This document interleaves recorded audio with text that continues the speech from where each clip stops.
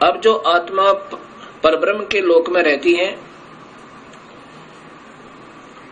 अब उनको ज्ञान हो गया कि वो तो बहुत परेशान है नीचे के लोकों की व्यक्ति, जितनी आत्मा गई है।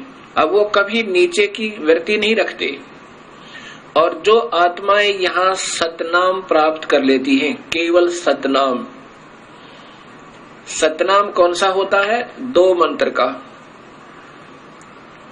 एक तो उसमें ब्रह्म का मंत्र ओम है, और दूसरा और मंत्र है, वो सांकेतिक रखा है, वो अधिकारी को ही बताया जाता है जिसको देना होता है। और जो अधिकारी संत होते हैं वही देवे, तभी वो काम करे। जिनको सतनाम मंत्र प्राप्त हुआ और उनकी श्रद्धा अपने गुरु में नहीं रही, ये इतने दयालु परमेश्वर हैं। और कुछ वर्षों तक उसने सतनाम की विधिवत साधना करने के बाद आपकी सतलोक जाने की वृत्ति नहीं बनी, या आपकी इतनी कमाई नहीं बनी उस मंत्र की, तो आपको उस परब्रह्म के लोक में भेज दिया जाता है। किसको भेज दिया जाता है? जो ओम नाम की कमाई, ये सारी यहाँ छोड़ दी जाती है इस काल के लिए। जैसे गीता जी के अध्याय नंबर 18 के श्लोक नंबर 66 में लिखा है कि अर्जुन, तू मेरी सभी पूजाओं को मुझ में त्याग दे। पूजा कौन सी? जो ओम नाम की कमाई, यज्ञ, हवन, धर्म, ये जाप की कमाई यहाँ छोड़ दे, मैं तुझे ऋण मुक्त कर दूंगा, मेरा कर्जा तेरे से उतर जाएगा। यानी तुझे ऋण मुक्त कर दूंगा, अर्थात कर्म मुक्त हुआ। वो आत्मा फिर इस पारब्रह्म के लोक में चली जाती है। और वो लोग एक तो वहां पर ये खाता नहीं, जैसा मैंने पूर्व बताया कि पूर्ण परमात्मा तो खाने वाले, वेद में लिखा है ऋग्वेद में कि खाने वाले और न खाने वाले, इन दोनों भगवानों से भी बड़ा है।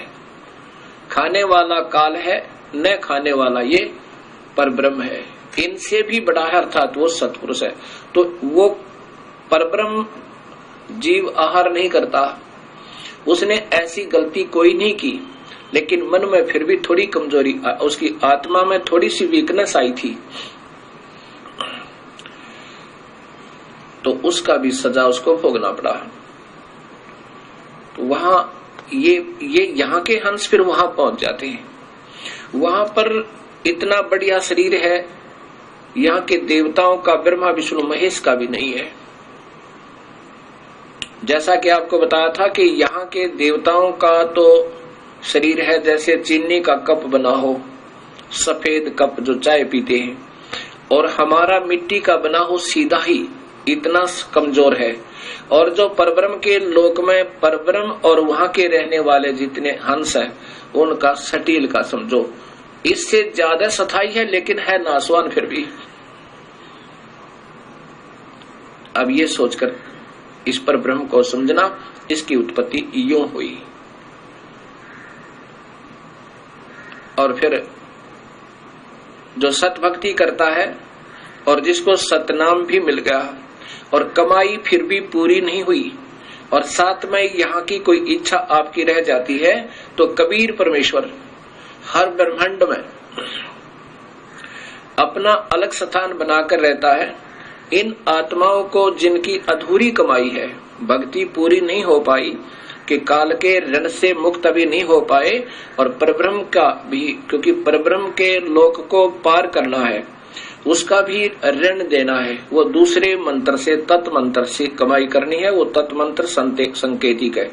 इन दोनों का मिलकर जब ये योग्य हो जाएगा, दोनों का ऋण उतरने योग्य हो जाएगा, तब ये कबीर परमेश्वर इनको सारनाम देकर, सारनाम की कमाई साथ करवा के, और फिर यहाँ से सतलोक ले जाएगा।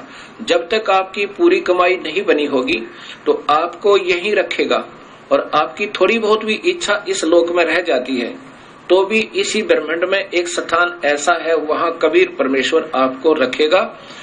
वहां पर आपको तपतशिला पर नहीं जाने देगा, तपतशिला पर नहीं जाने देगा, और न ही कुत्ते गधे सुअर बनने देगा, क्योंकि आपकी कमाई इतनी हो जाएगी और साथ में आपके पाप कर्मों परमेश्वर कबीर साहब काटता रहेगा। जब ही नाम हृदय धरो भयो पाप को नासे, जैसे चिंगारी अग्नि की ही पड़ी पुराने गासे।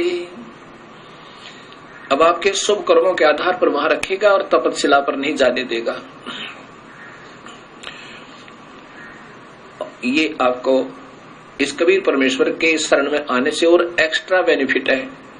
और फिर ये सदियों के उपरांत इन शुभ कर्मों के आधार पर आपके फिर मनुष्य जन्म हो सके, 100 भी प्राप्त हो सके।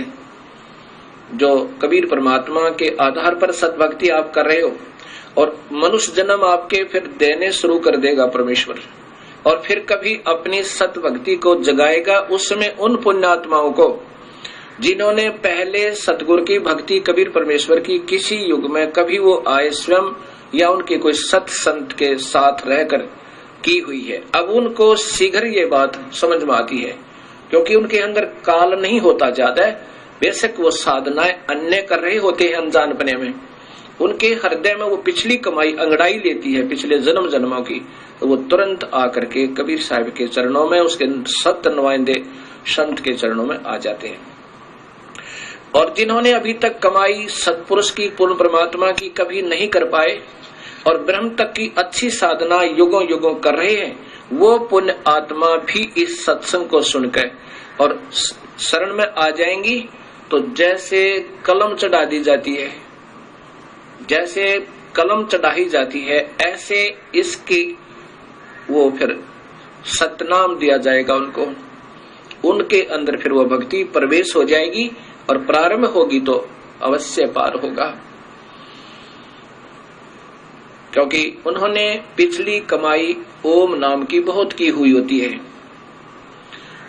और उसके साथ वो दूसरा मंत्र मिला करके फिर ये कमाई आपकी पहले भी कराई जाएगी और साथ में उस सत्य नाम की यानी ऊपर के मंत्र का भी आपको अभ्यास करवाया जाएगा और फिर आपकी भक्ति प्रारंभ हो जाएगी।